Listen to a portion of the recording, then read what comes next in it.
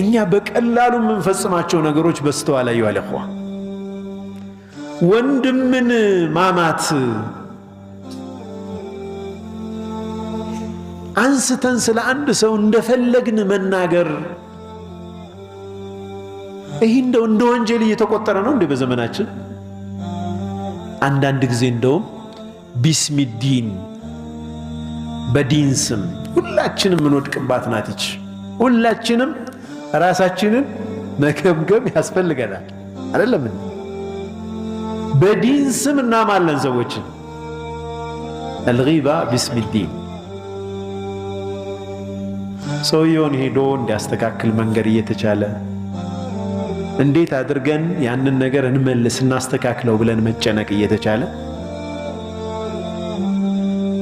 የሰው ገንዘብ መብላት ዓዲ እንደውም